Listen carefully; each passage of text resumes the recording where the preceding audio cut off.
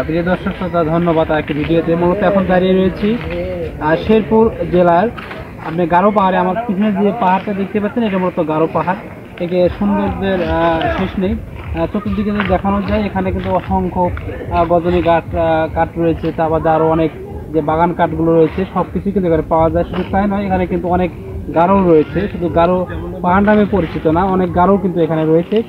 আমার পাশে যেগুলো দেখতে পাচ্ছেন অনেক কিন্তু এটা যে পার্কিং স্পট বলা হয়, যেখানে মানুষ কিন্তু আসে বিভিন্ন পিকনিক উপভোগ করার জন্য।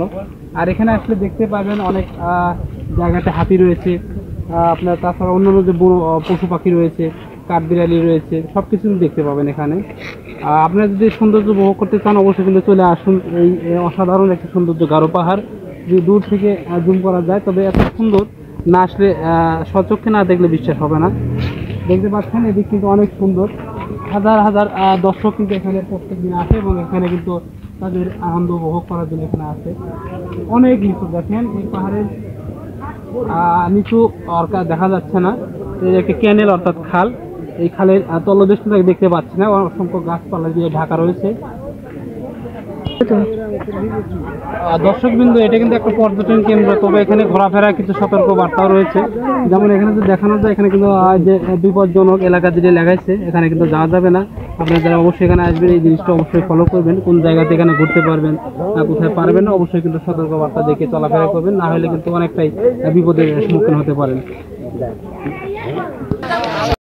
দর্শকবিন্দু, এই যে গারো পাহাড়ের আরেকটি গুরুত্বপূর্ণ স্থান আমি দেখাচ্ছি, যে টাওয়ারটা যে দেখতে পাচ্ছেন।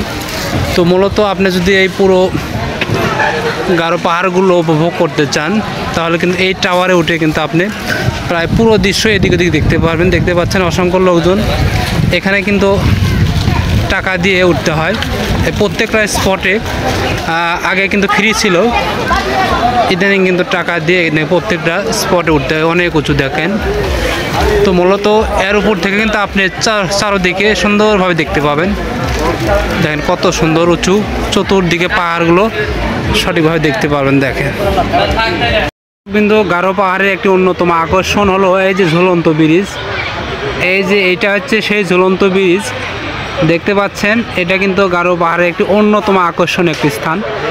তো সবচেয়ে বড় কথা হচ্ছে গারো পাহাড়ে ঘুরলাম কিন্তু একটা গারোকেও দেখতে পারলাম না। দেখেন মূলত এই ব্রিজটা কিন্তু অনেক সুন্দর, ঝুলন্ত। মাঝখানে অবশ্য দুটি খুঁটো রয়েছে, আর বাদ বাকি কিন্তু ঝুলন্ত। এই যে ঝুলে যাচ্ছে দেখতে পাচ্ছেন লোক কিন্তু। এই যে এই পাশে দেখেন, এগুলো কিন্তু আগে এক সময় টিকিট ছিল না, এখন কিন্তু এই জায়গাগুলোতে এই যে টিকিট, এই জায়গাগুলোতে এখন প্রত্যেকটা স্পটে টিকিট করেছে। তো আপনাকে অবশ্যই এখানে 20 টাকা দিয়ে টিকিট কাটিয়ে কিন্তু তারপরে যে ঝুলন্ত ব্রিজে কিন্তু আপনাকে এখানে উঠতে হবে বা উপভোগ করতে হবে। যে এইভাবে এপাশ থেকে ওপাশ গেলে আপনাকে 20 টাকা দিতে হবে।